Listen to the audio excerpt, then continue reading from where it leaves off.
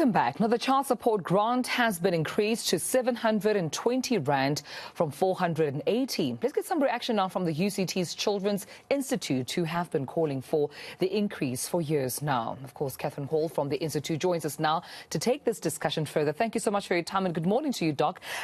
Is this good news? Is this the results that you were hoping for?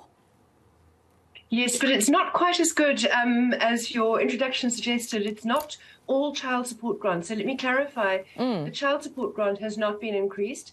What has happened is that from the 1st of June, the Department of Social Development and SASSA, the Social Security Agency, have introduced a top-up to the child support grant for orphaned children who are living with relatives. So it's an increase for a smaller group of children. There are about 13 million children receiving the child support grant, and they will continue to receive the base amount. The top-up will be for children who have lost their parents and who are living with relatives. And so that top-up is about it's exactly 1.5 times the value of the child support grant. So it'll be 720 Rand. What it really means is that these children will have quicker and easier access to a bigger grant, which gives them enough money for food for a month at least. Yeah, and I mean, just supposed to understand what the relatives are going through in South Africa when they have to take care of orphan children. We're talking here, it could be brothers, sisters, cousins, grandparents, as you've mentioned before. What's the reality financially caring for orphan children, this over and above perhaps your own?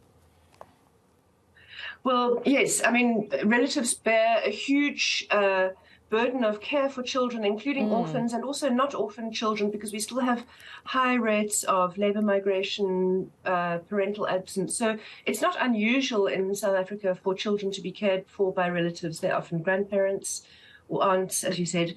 The point with orphaned children is that there would be absolutely no income coming in from absent parents in that case. But the real reason for this change is actually to alleviate the burden on the foster care system, where orphaned children were being placed into foster care, and that meant that social workers and courts had to spend a lot of time processing those cases. They've got to be reviewed, they've got to go through courts. And the concern was that they really should be focusing their efforts on children who are in need of protection services, who've been abused or neglected. So we're very pleased about this because it gives a more adequate social grant to the caregivers of orphaned children, while also hopefully freeing up the resources of social workers and courts to be able to deal with very pressing child protection cases. Yeah, and just for clarity's sake, I mean, now that this top-up grant has been granted, what work then lies ahead for, the organizations that you've mentioned, whether it's social workers, the courts? What's their primary focus now? Well, their primary focus will be to respond to calls for assistance where children have been abused or neglected, to be more responsive, to be able to process those. In the meantime, for relatives who are caring for orphaned children, the process is quite simple. We're looking at about close to 600,000 children, orphan children who are living with relatives. About a third of those are already in the foster care system and they will age out of that system. About another third are already receiving the child support grant, and all those people need to do is, it's not a new grant, they just need to go to their nearest SASSA office, and the only other requirement is to provide proof of orphan status, so that's death certificates of parents, or if, for many, in many cases, one of the parents might not be known, in which case it could be one death certificate and an affidavit. And then that very quickly gives you access to the bigger grant. And then for the other third who are not receiving anything at the moment, it would be a matter of going and applying for the child support grant, which is really a quick and easy process. It can be done within a day, whereas the foster care system can take months and even years to get onto. So it really does alleviate the situation for those families. It's a very new thing. Many people don't know about it, and I know that the Department of Home Affairs and SASSA are doing everything they can to raise awareness of it. Right. And of course, we're also pleased because it's a bigger grant for children. The child support grant, which is 480 Rand, is not enough to feed a child. So this is a progressive step in the right direction.